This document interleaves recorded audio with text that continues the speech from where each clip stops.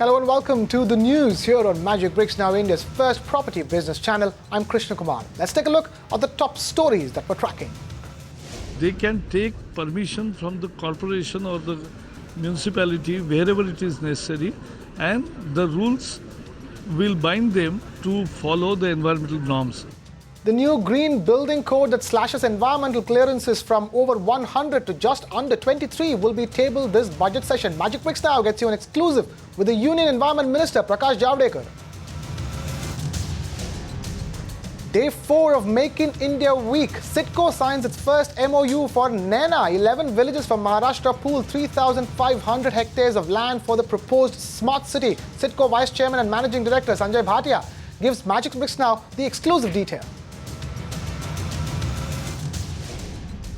Thane Municipal Corporation budget has been announced. Roads and water get the lion's share in the proposed budget. TMC has proposed a 10% property tax hike as well.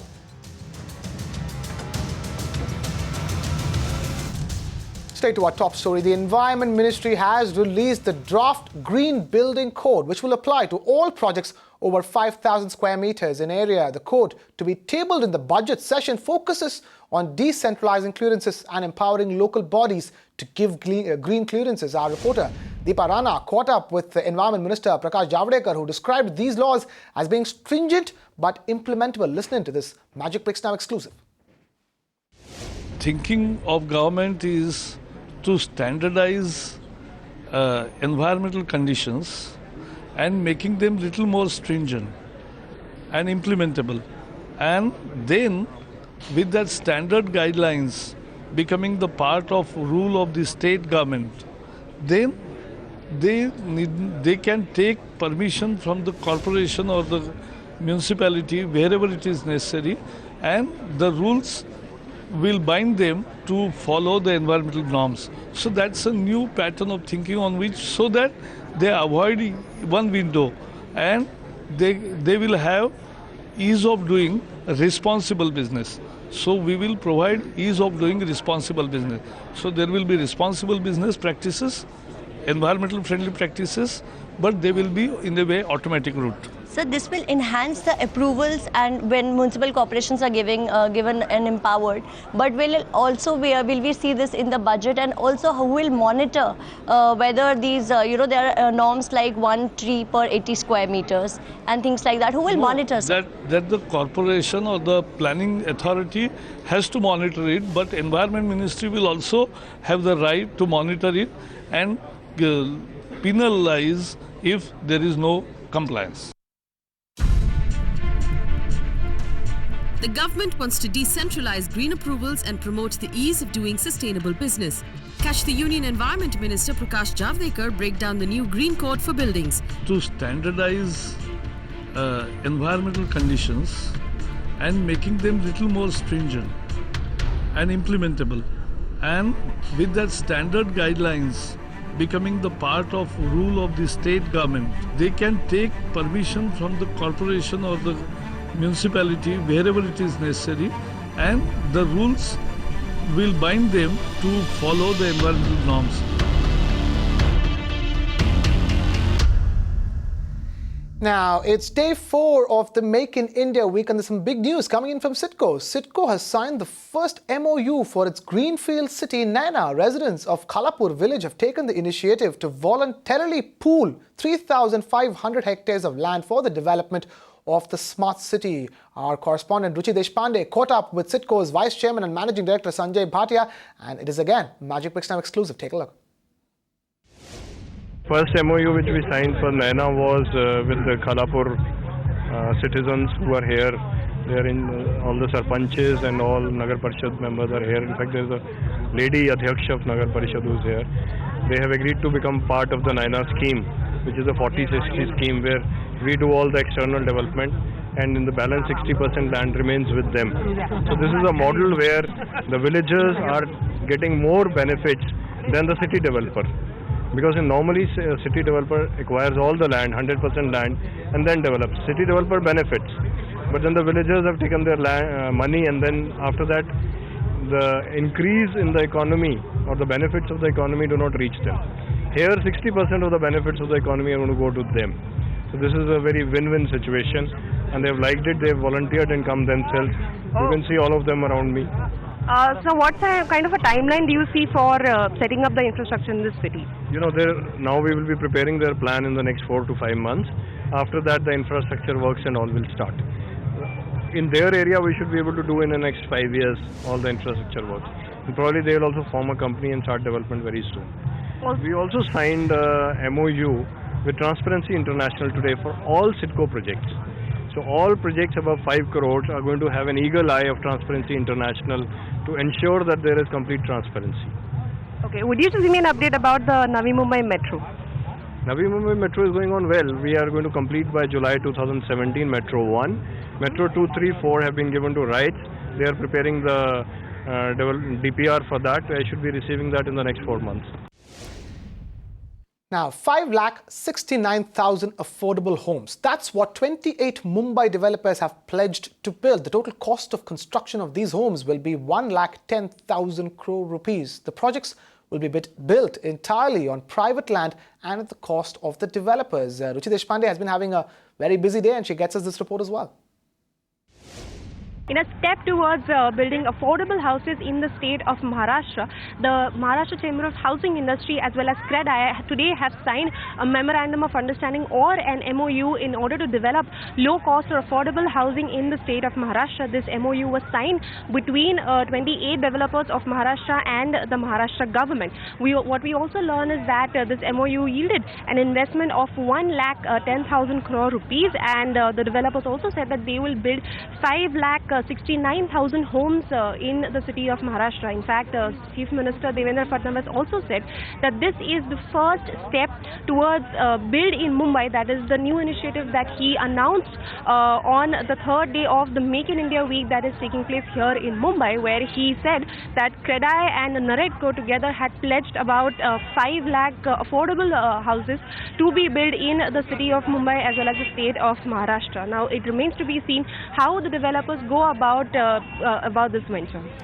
And to give us more insights on that, we have the president of MCHI CREDAI, Dharmesh Jain, joining us live on the phone line here on the news and Magic Bricks now. Mr. Jain, thank you so much for taking time out to be with us. First up, tell us, what do you mean by affordable? How much will these homes cost the buyer? So basically what we've done is that essentially you're going by the size of apartments and what during our interactions with the government, what we expressed and submitted was that one key problem with the sector is that the sector has never seen volume. Only when volumes come in, we feel that prices rationalize. So we've kept the pricing to be determined by the open market. Okay. Essentially, when we are talking affordable, average size of apartment for these 5,70,000 is approximately 600 square feet. So it is really, we are catering to that segment. Again, time and again, we've tried to, point out that affordability, especially in a place like Mumbai or most metros, is very relative. So a small 2-bedroom is just not available in Mumbai. So it is very, very important that we promote that so that, people get affordability. So that's what we've tried to do. And these are all private lands where developers have come forward to, join the government on this. Then I want to check with you. Now, if you are leaving the pricing it to the, to the open market, will there be an upper limit on the price? How are these affordable then? So a good example is, so there was never a limit prescribed on what should be the rate for telecom, right? But when we got in volumes from 16 rupees per minute, it's now less than 50 paise per minute. Okay. So that's what open market does, that when you bring in competition and when you bring in volumes, prices do rationalize. So that's what we've tried to say that, and the only thing that we've requested the government is that give us, approvals with good speed, and you'll see the sector delivering. And that's what the MOU is, that, government will ease up the approval processes, and we'll in turn bring in affordable housing into the MMR region. All right, Dharmesh, I also wanted to ask you, what will be the average, say, size of these homes, and also where will you be building these homes? So essentially it's spread across the MMR region. So about 140,000 homes are proposed in the Mumbai region. Rest are in all the corporations in the MMR region. So Vasai Virar, Kalyan Dombivali, and the Panvel region. And the average size of homes is about 600 square feet. Square feet. Okay, one last question to you, Dharmesh, before we let you go. Tell us the most important question. When can we see these affordable homes being delivered to the home buyer? Essentially, real estate, you should give it 3 to 4 years. So over the next 3 to 4 years is when, if the permissions come in at the right speed, in the next 3 to 4 years, we can expect these homes to come in. All goes well. 3 to 4 years is the word coming in from Dharmesh. And Dharmesh, thank you so much for taking time out to be with us here on the news on Magic Bricks Now. Moving on. Fresh from the successful launch of its flagship project, The Trees at Vikhroli in Mumbai, Goldrich Properties is now looking to further beef up its presence in the residential segment. The company is in talks for a mega deal with one of the world's largest real estate investors. Our sister channel ET Now's Ashwin Mohan joins us now with all the details on that big exclusive. Ashwin, tell us, who is Goldrich Properties in talks with and what are the plans going forward? This is going to be one of the marquee real estate deals this year because the going's been pretty good for Goldrich Properties so far.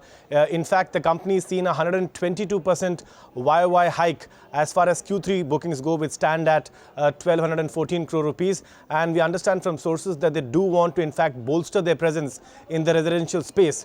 And that's why they are, in fact, in talks to float a new mega realty fund. We understand that they are in talks with global pension fund giant, that's APJ, and it's going to be a consortium that is going to be backed by APG, and there are a few other investors as well. Now, it will be a joint investment platform, and we are picking up from deal makers that this platform will look at jointly pumping in close to 1,800 crore rupees to 1,900 crore rupees in Tier 1 residential projects. How is it going to benefit Goldrich Properties? Well, Goldrich Properties will get cheaper access to capital. It can also, in fact, source deals with large capital requirements in its focused markets.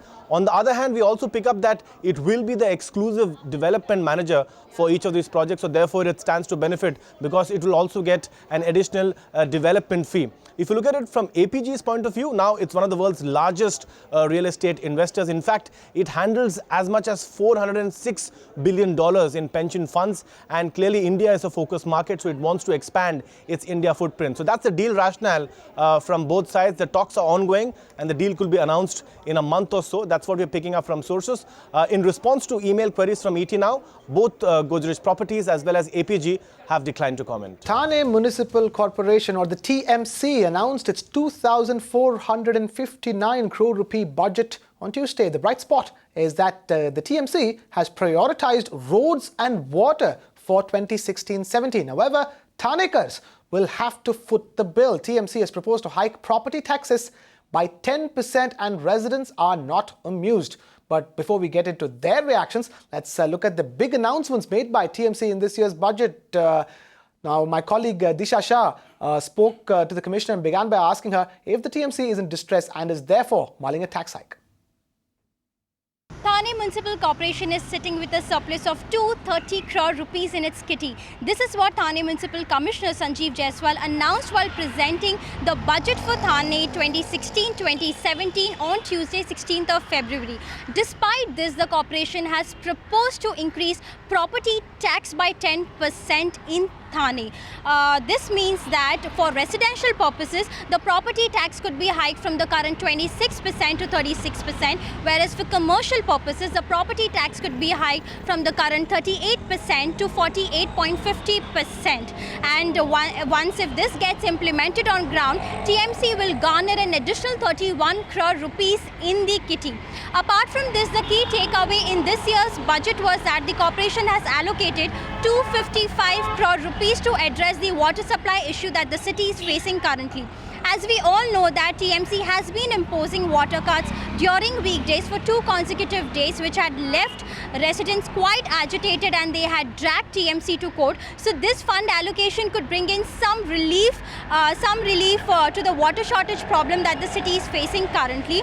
Apart from this, in the budget, the TMC has also allocated 25 crore rupees for the infrastructure development in the city and 40 crore rupees for widening of the roads, which TMC feels is in need of an hour. And Apart from this, I also spoke to a couple of residents earlier during the day on this budget, and they are quite disappointed with the corporation proposing the hike in property taxes, because they say that better services and basic infrastructure should be provided to the citizens first before implementing the tax hike on ground. And as I mentioned before, Disha did catch up with Thanekars, the residents, earlier during the day, and asked them about the TMC's decision to propose a tax hike in property taxes in Thane. Listen to what they had to say. That becomes a very steep increase for no reason, because the current facility what we get is not even matching the quality of a 26%. To see that go to 36 is harassing in every way, because the cost of living has increased already. There's proposed taxes of VAT and service tax being increased. So that means the taxes are going to be more.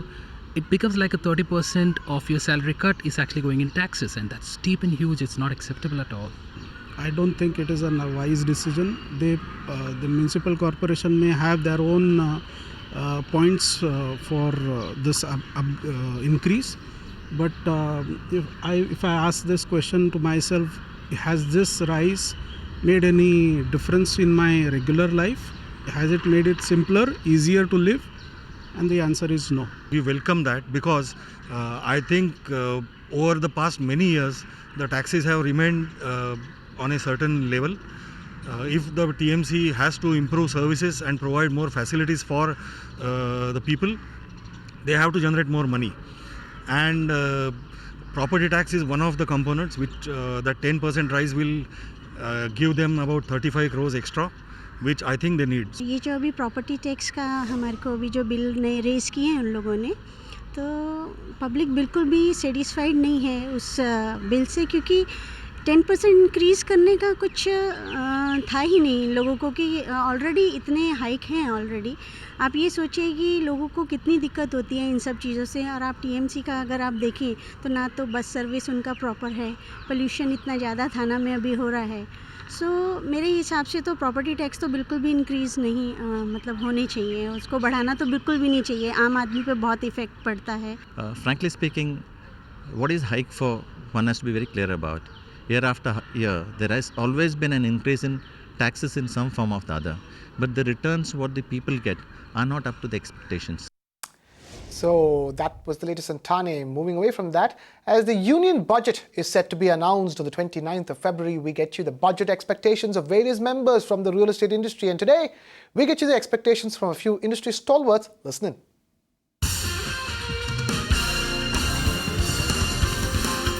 Real estate sector for long has been expecting many things from the budget. I think first and foremost we are looking for industry status.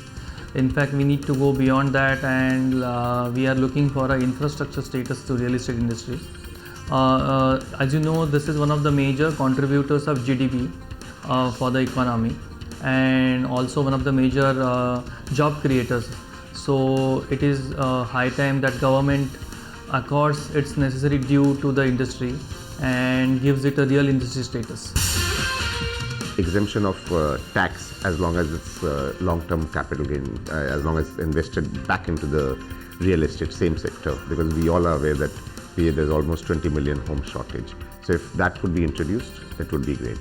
Two, if they could increase the tax deduction on the borrowed money from the banks, which is currently at 1,50,000, if they could take it much higher, it would again step up the real estate investments.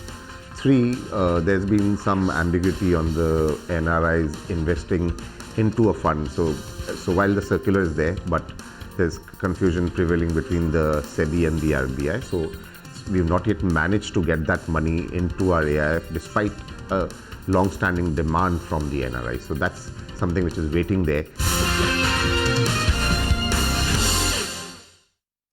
Now it's time to find out what else is buzzing in the property market. There is some news about the alleged financial irregularities in Gujarat's Gift City. There's also an update on the Suraj Parmar suicide case, and soon an Aadhaar card might just become mandatory for property registrations. Here's a look at all those stories in brief.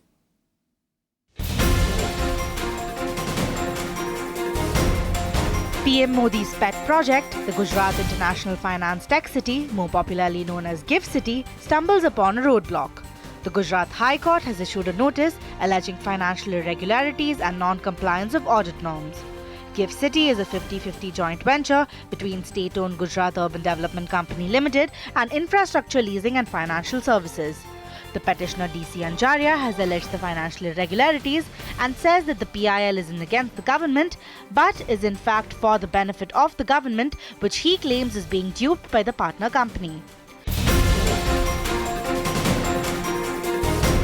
A local court has granted NCP corporator Najib Mullah bail on a personal bond of 1 lakh rupees. Najib Mullah was booked for the suicide of Suraj Parmar. Parmar, who was the president of the Thane unit of builders, shot himself on October 8, 2015. A suicide note left behind by Parmar says a nexus of corporators and municipal officers harassed him for bribe, and the harassment forced him to take the ultimate step. After an investigation, Mullah and the 3 other accused were arrested. A case under Section 306 and the Prevention of Corruption Act was registered against the 3 accused.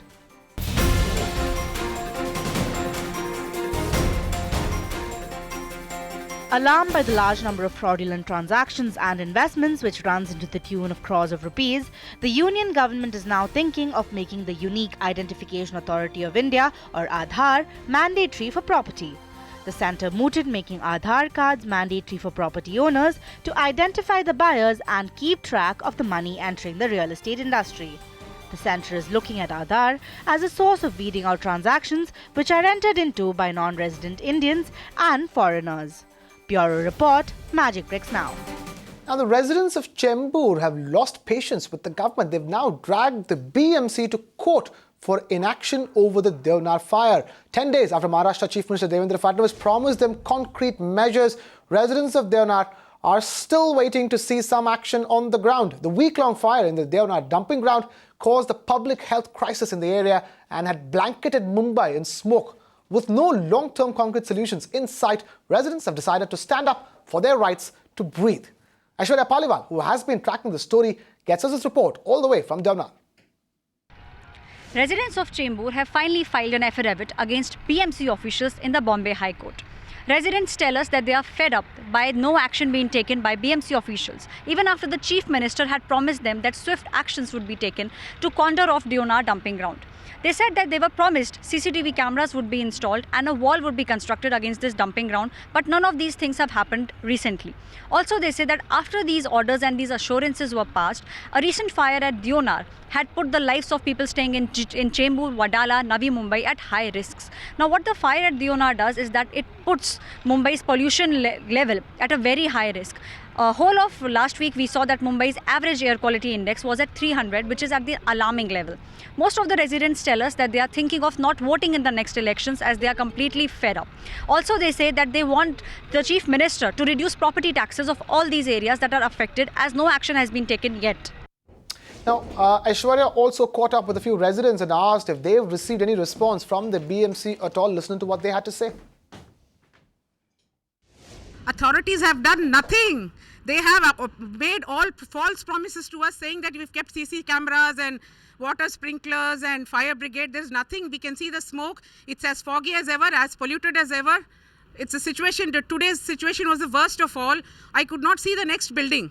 I'm very sorry to say BMC has failed us. In the morning, whenever you will see there's smoke all over, we go down to leave our kids, but we are not able to see the van also. We are not able to see the nearby buildings. It's so much polluted. So we request BMC to do something at least so that we can breathe fresh air over here. We will demand that politicians raise this issue in the parliament. We will demand that politicians raise this issue in the assembly and the corporation.